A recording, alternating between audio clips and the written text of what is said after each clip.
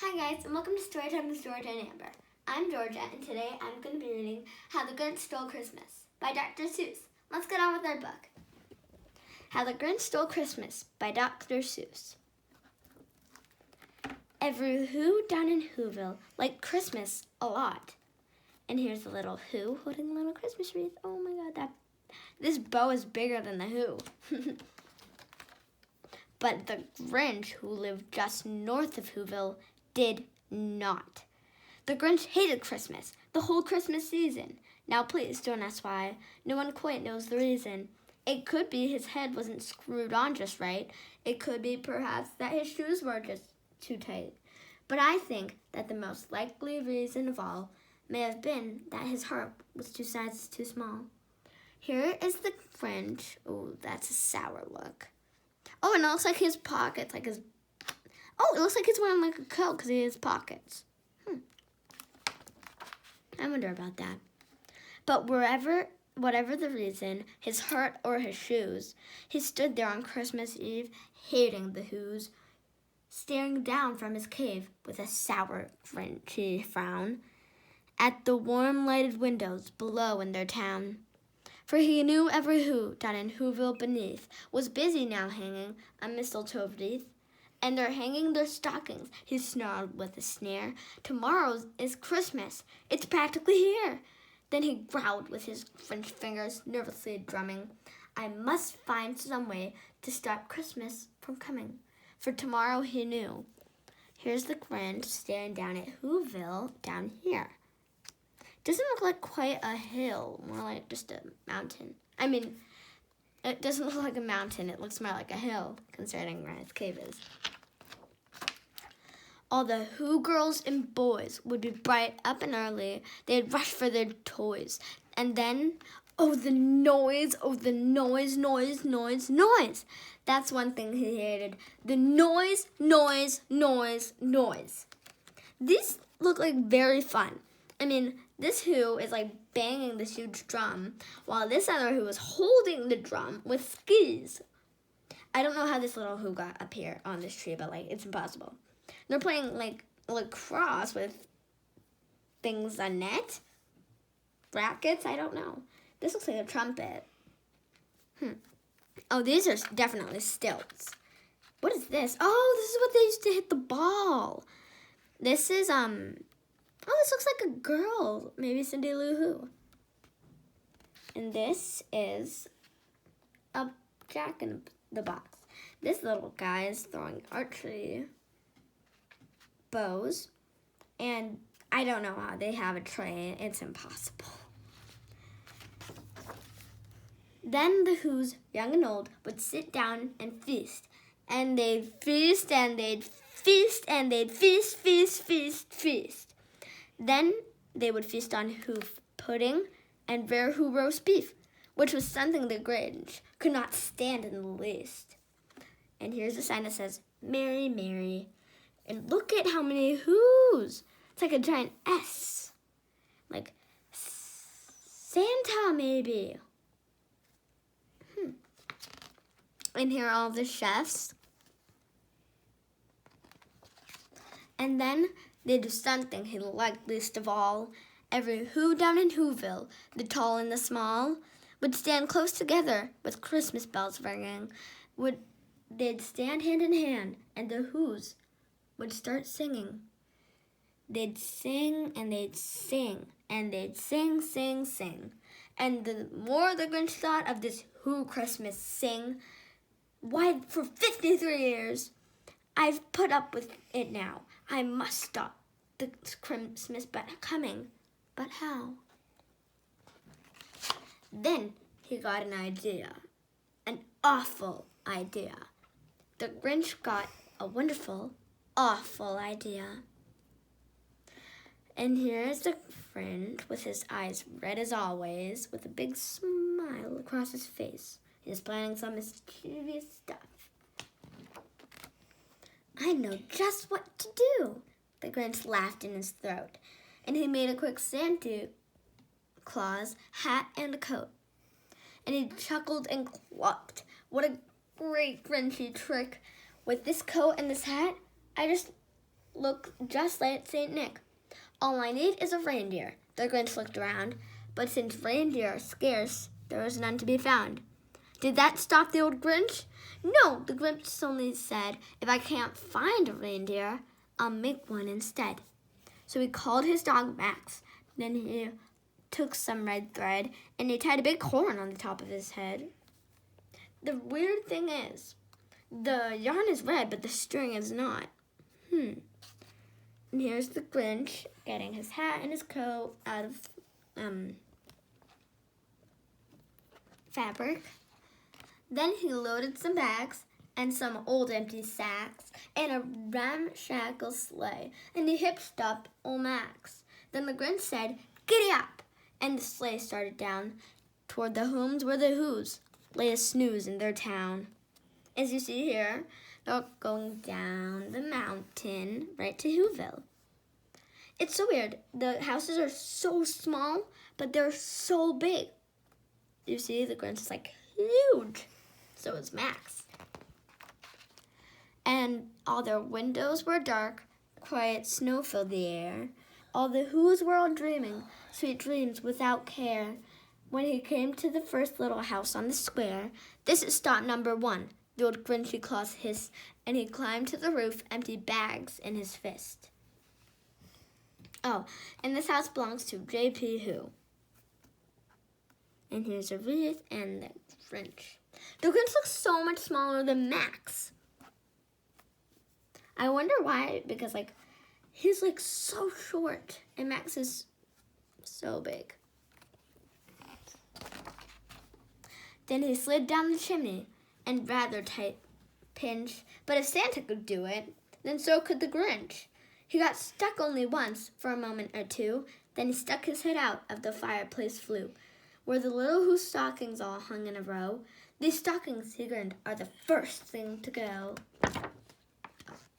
Here are the little Who's sleeping in the bed. Oh, that's so cute.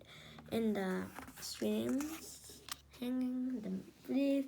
Oh, look at all those.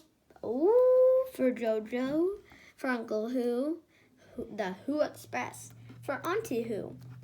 I guess they're all Who's.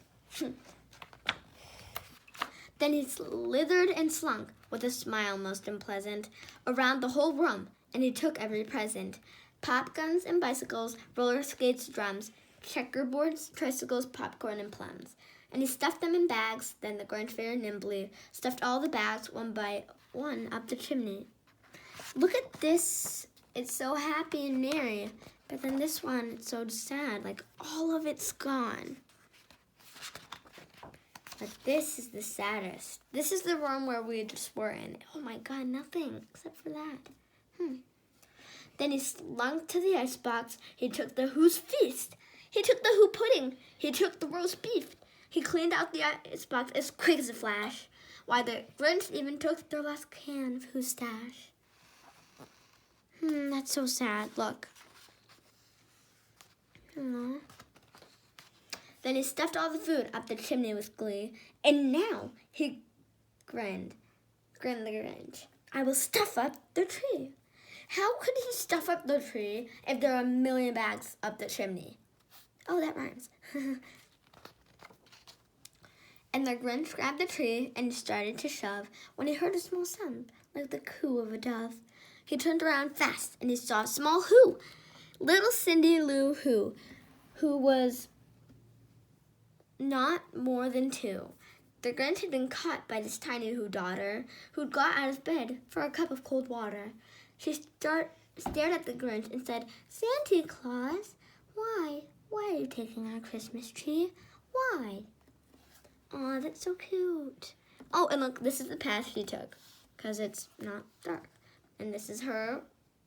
This is Cindy Lou Who, and this is her bed without where she was. But you know the old Grinch was so smart and so slick. He thought up a lie, and he thought it up quick. "Why, my sweet little tot," said fake Santa Claus, lied. "There's a light on this tree that won't light on one side. So I'm taking it home to my workshop, my dear. I'll fix it up there, and then I'll bring it back here." And his fib fooled the child, then he patted her head, and he got her a drink, and he sent her to bed. And when Cindy Lou Who went to bed with her cup, he went up the chimney and stuffed the tree up. Oh, Cindy Lou Who has no idea what she just did. She just let the Grinch steal her Christmas. Then the last thing he took was the log for the fire. Then he went up the chimney himself, the old liar, and their walls he left nothing but hooks and some wire. And one speck of food that he left in the house was a crumb that was even too small for a mouse. Here he is taking the last log. Then he did the same thing to the other Who's houses, leaving crumbs much too small for the other Who's mouses. It was 15:15 dawn, and the Who's still in bed, all the Who's still a snooze when he packed up his sled. Packed it up with their presents and the ribbons, the wrappings, the tags and the tinsel, the trimmings, the trappings. Okay, I don't know how he got that big a bag, but when I saw in the beginning, there were bags like this small. Oh, and here's Whoville, and they're climbing up the mountain. 3,000 feet up the side of Mount Crumpet, he rode with his load to the tip-top to dump it. Pooh-hoo! To the Who's, he was grinchiously humming. They're finding out now that no Christmas is coming. They're just waking up. I know just what they'll do. Their mouths will hang open a minute or two. Then the Who's down in Whoville will all cry, boo-hoo! Oh, that bird better be careful. Look at all that thing. Those presents and stuff are going to fall on him.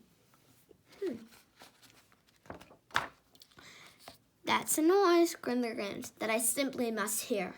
So he paused, and the Grinch put his head on his ear. And he did hear a sound rising over the snow.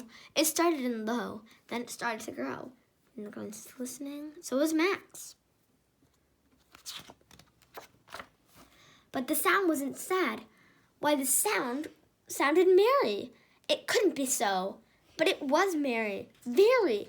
He stared down at Whoville. The Grinch popped his eyes. Then he shook. What he saw was a shocking surprise. Here's the Grinch and Max with his eyes popping out of his head. And he was letting go of the sled. Every Who down in Whoville, the tall and the small, was singing without any presents at all. He hadn't stopped Christmas from coming. It came, but somehow or other, it came just the same. Here are all the Who's in Whoville. And I'm pretty sure this song, if you watch the movie The Grinch, it goes, na, no, na, no,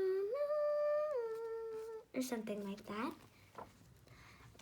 And the Grinch, with his Grinch feet ice cold in the snow, stood puzzling and puzzling. How could it be so? It came without ribbons, it came without tags, it came without presents, boxes, or bags. And he puzzled 3 hours till his puzzler was sore. And then the Grinch thought of something he hadn't before. Maybe Christmas, he thought, doesn't come from a store. Maybe Christmas, perhaps, means a little bit more. And here's the Grinch thinking all of that. And what happened then? Well, in Whoville, they say that the Grinch's small heart grew 3 sizes that day.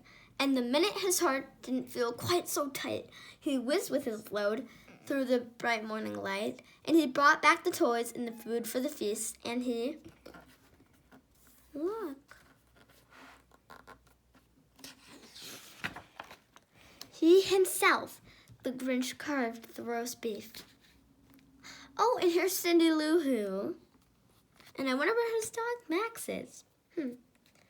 Well, that's the end of the book. I hope you enjoyed it. And we'll see you next time on Storytime with Georgia and Amber. Bye.